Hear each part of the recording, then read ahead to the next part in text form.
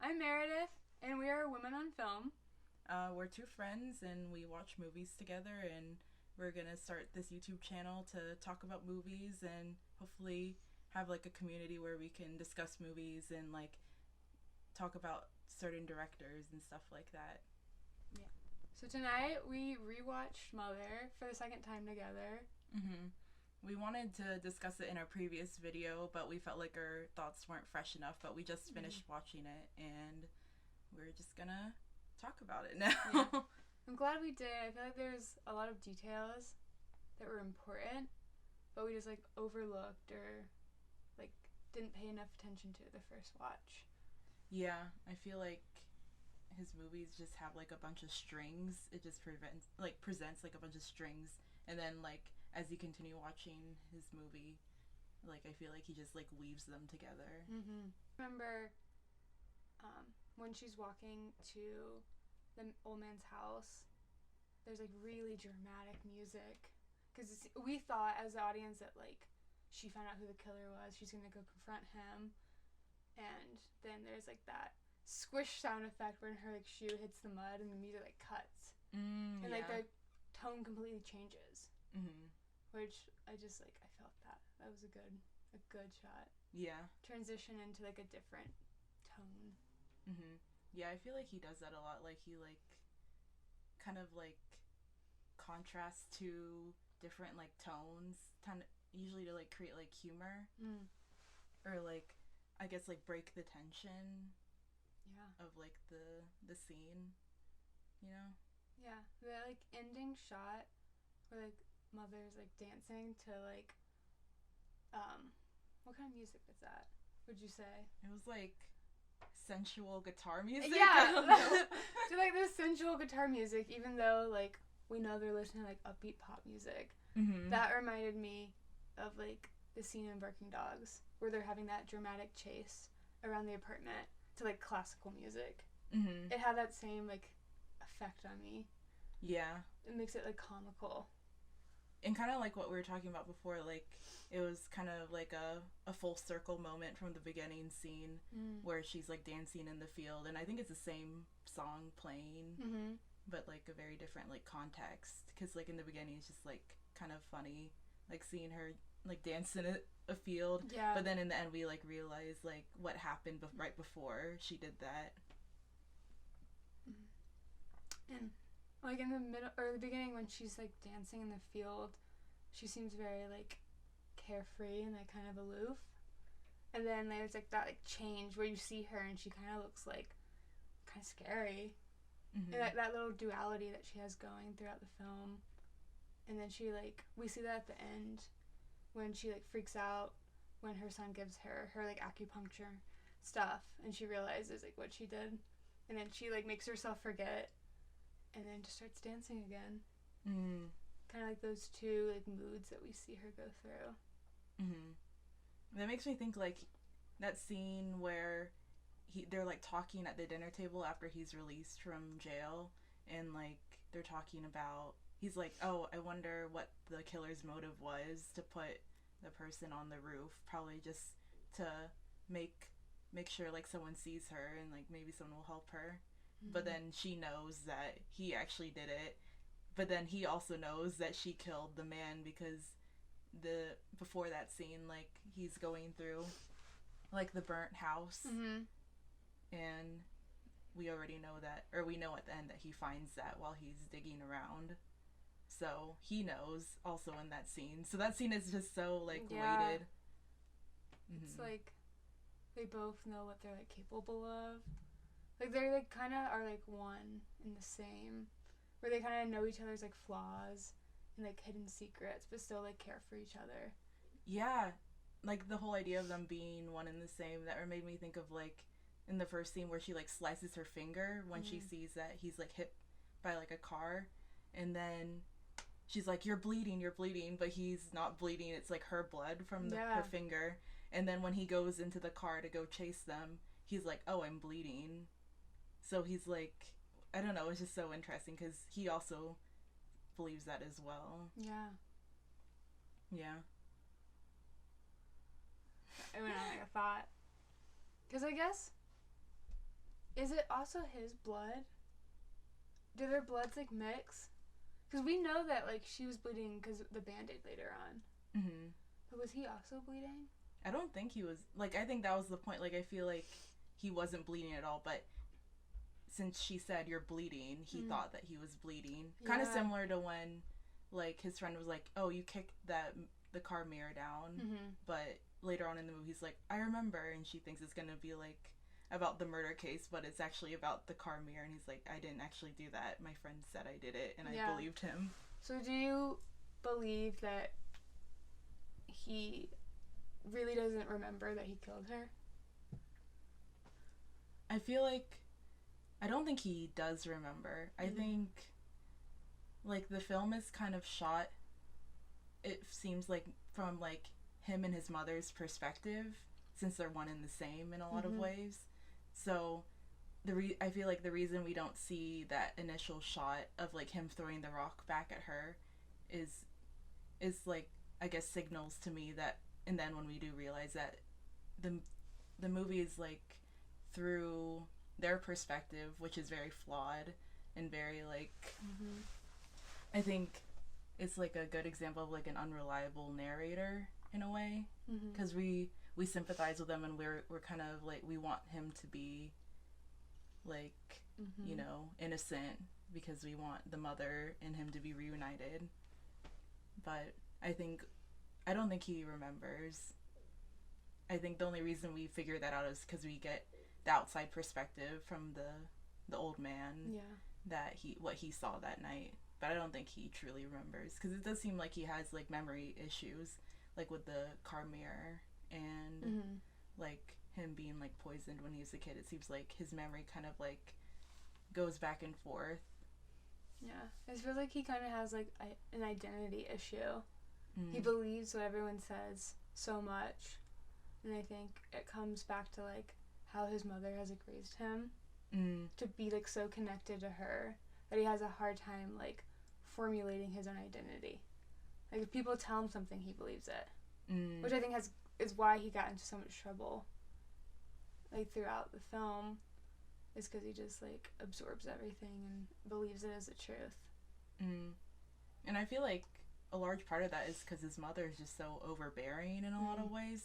It made me think about, like, Psycho, and, like, how I remember we were looking at, like, a list of, like, movies that Bong Joon Ho recommends to everyone, and one of them was Psycho, and I feel like he was definitely inspired by that movie when making Mother, because it's kind of about this, like, super unhealthy relationship between a mother and a son, and how they kind of, like, enable each other in a way, because they're trying to protect each other, but they end up just, like, I don't know, digging themselves into, like, a deeper hole than they were. It was interesting seeing how the role, like, maternal role was shown throughout this. Because you have, like, a son who, like, commits murder, and his mom will do anything to protect him. And then you have a girl who was murdered, and she doesn't really have, like, a maternal figure. Like, her grandmother isn't really maternal at all. Kind of doesn't even realize that she's gone. And then you have this, like, scapegoat,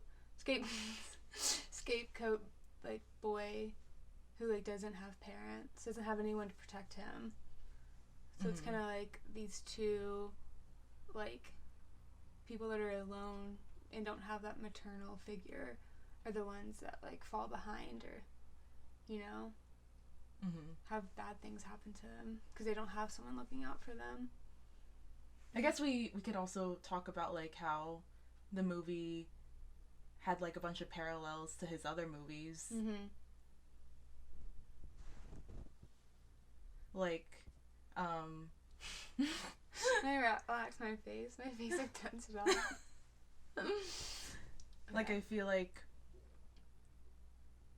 Like, there was that one scene where the mother meets up with that lawyer at the bar, and it's, like, the shot of, like, them sitting, like, at a table, and it's super, like, centered, and... That was a good shot. And we were talking about how it I noticed that it connected to that one shot in Barking Dogs Never Bite, and, like, where he's meeting up with, like, the professor because he wants to bribe him.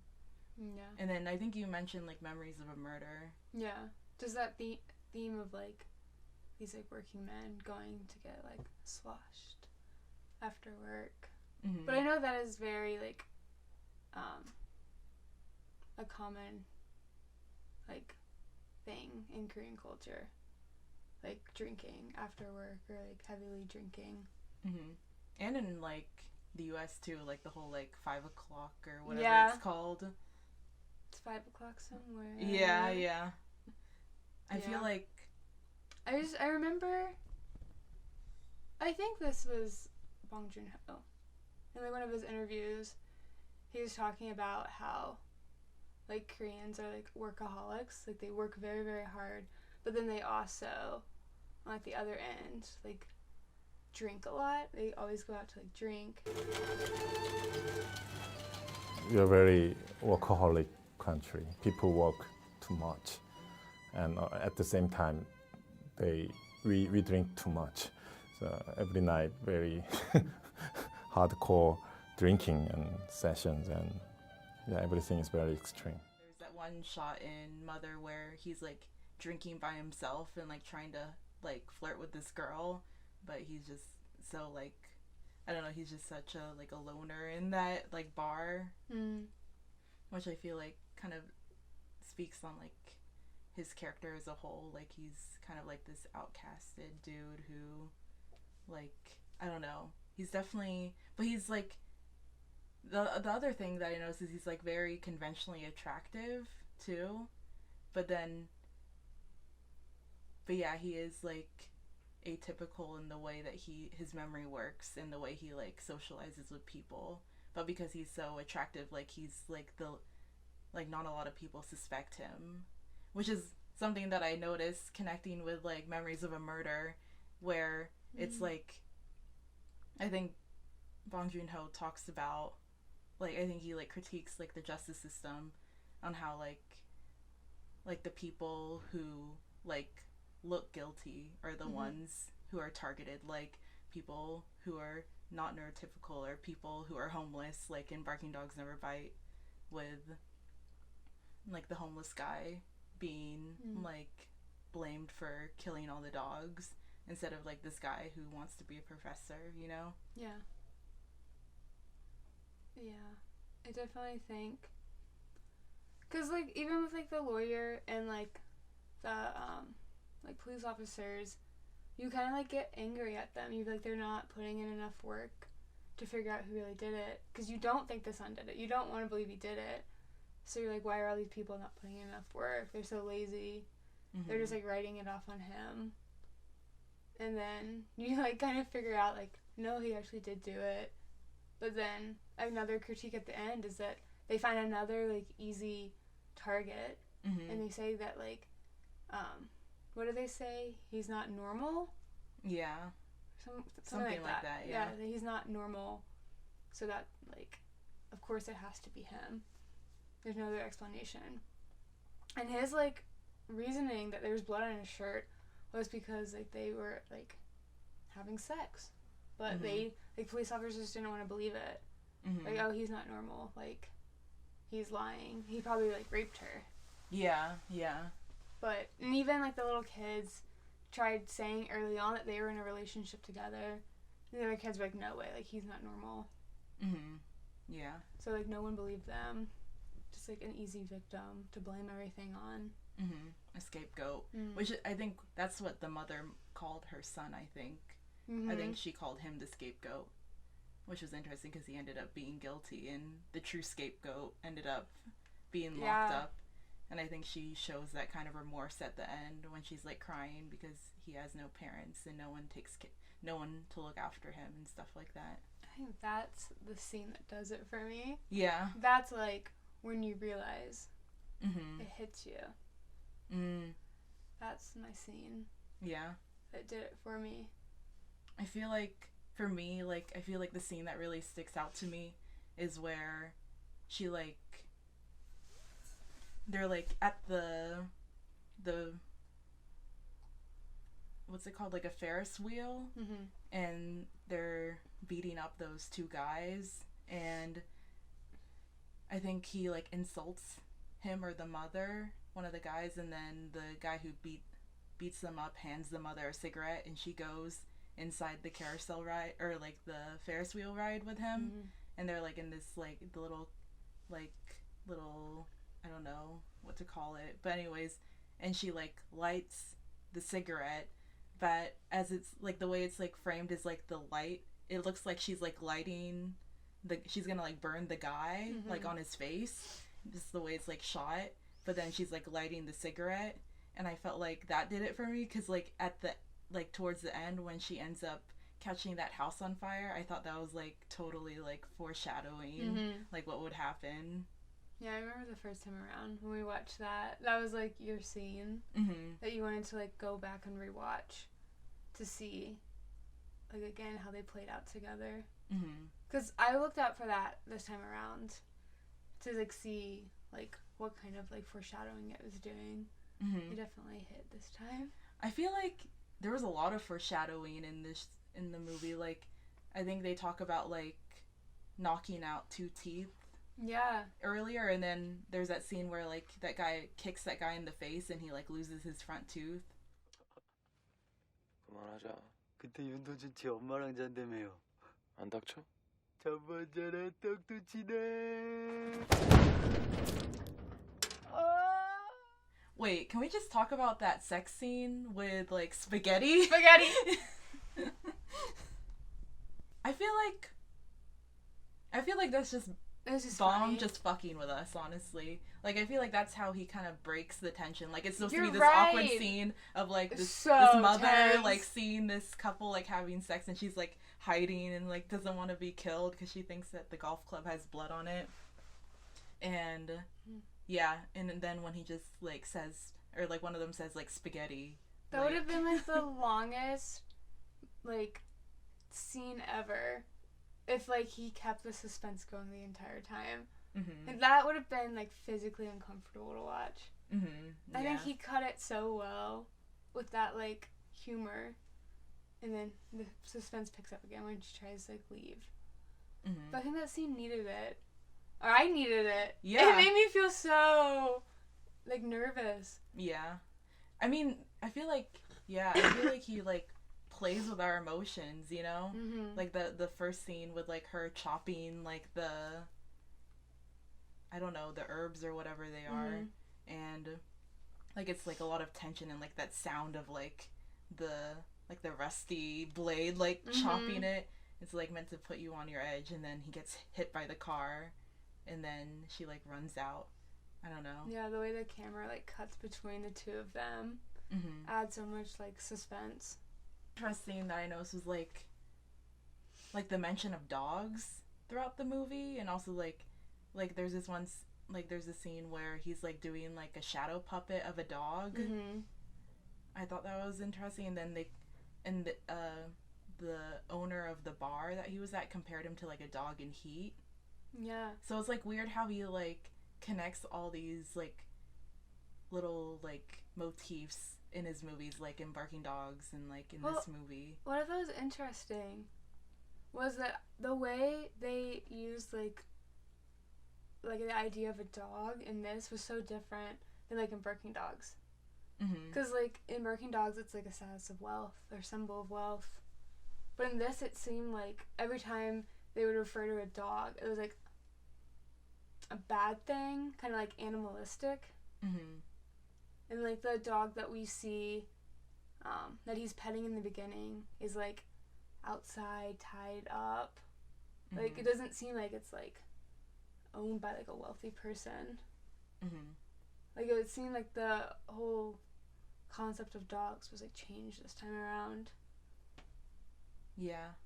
That also makes me talking about dogs also reminds me of like the scene where they kick the mirror off the car, and how that was also in Barking Dogs. I know, what does it mean? I feel like if anyone knows what it means, let us know. We can't figure it out. Help. And also Spaghetti, pointing out that Parasite and Mother both use like a rock as a weapon, and like I guess like a symbol as well. Though I'm not really sure what the symbol of the rock and Mother is. It just seems like it's used just as a weapon. Yeah. Well, I saw in an interview with Bong Joon Ho that because Korea doesn't have like guns, there's a lot of like intense like fighting scenes in Korean films, and he like stated that they're like intimate in a way. Like to kill someone is like intimate because you have to like get close to them to do it. You can't just like kill them and be done with it. But it almost feels like him throwing a rock is kind of like a bullet. Like you just like throw it and go. Yeah, he just like projectile. Yeah, it like wasn't an intimate thing at all. An important detail throughout was how he said that his mom taught him to like fight if people were like mean to him. So he like throughout the film he had this like response to people being like mean to him or calling him the R word. So like that like build up. Then we see like how the events actually went down, and she said that trigger word for him, and like he lost control. But like ultimately that's what his mom taught him to do, to like defend himself. But then he definitely had like a moment where he like broke down and realized what he did, and tried to like put her out to like get help. Like, I don't really think he's fully aware of like what he did. Yeah. Or like he wanted to do it. That makes me think about that one scene where his friend is like, there's only 3 reasons why someone would murder someone. 금전, 치정, 원한 3 가지거든. Yeah. And then he also said that like the reason that the girl was put up there was for everyone to see and like display, like almost like to show off that he like committed a murder. And then we find out the real reason is like he wanted her to get help. I guess that kind of shows like his innocence, not in the crime, but like innocence within life, with his like nature. Like he doesn't mean to do these things.